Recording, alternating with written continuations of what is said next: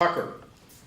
Matt is the CEO of the North County Transit District. Mr. Tucker has had a long-running beef with iNewsSource and KPBS over its coverage of the district's business, alleging a reporter has a personal animosity toward him. He has demanded retractions 3 times from iNewsSource, twice over stories dealing with the Sprinters' brake rotor issues, and once over a story alleging age discrimination in hiring at the district. Matt Tucker. And finally, Laura Fink. Laura is a political consultant who served as Bob Filner's deputy campaign manager for one of his congressional re-election campaigns. Fink says Filner harassed her in 2005 during that campaign when he patted her on the behind and made a crude joke. She demanded an apology, got what she believed to be a half-hearted one, but did not make the incident public because she feared retribution from Filner. She came forward to add to the chorus of women who said they were harassed in the scandal that eventually led to Filner's resignation. Laura Fink. That's our panel. Let us start over here with Rachel Lang. Now, Rachel, you were involved in Nathan Fletcher's political campaign for mayor, and certainly there were allegations that at least one media outlet had it in for him. Can you recount your experiences?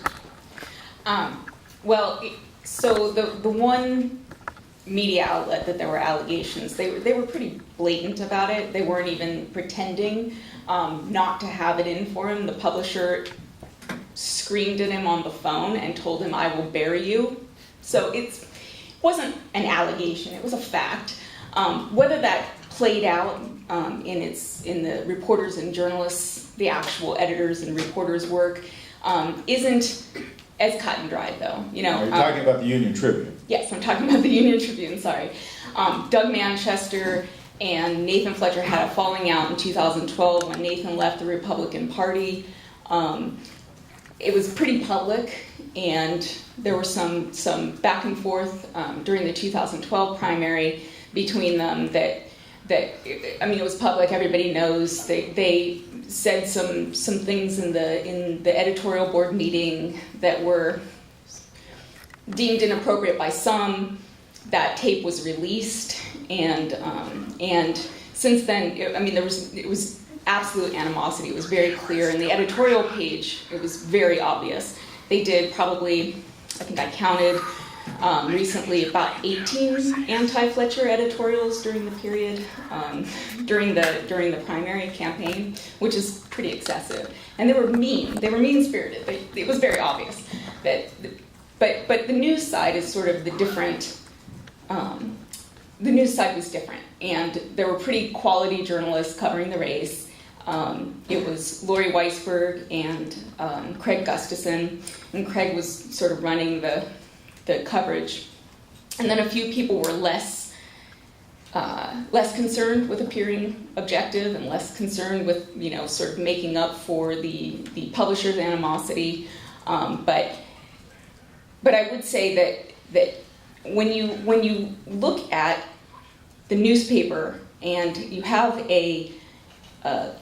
it's an institution, it has a ton of influence, it feeds all other news outlets. If nothing else, then all other news outlets are competing against it.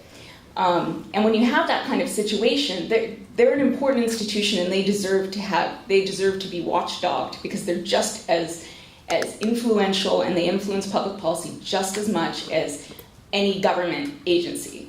So the reluctance on the part of other media outlets to call them on it was, to me, a little bit disappointing, to be honest. I think everybody feels like we don't want to pick on the UT.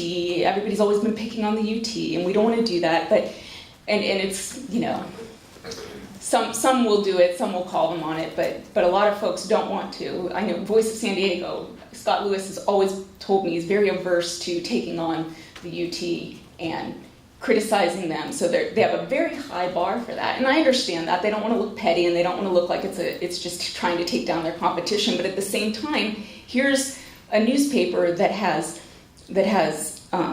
tremendous influence, that in the way that they marketed the stories, in the fact that their publisher has made it so well known about his animosity towards Nathan Fletcher.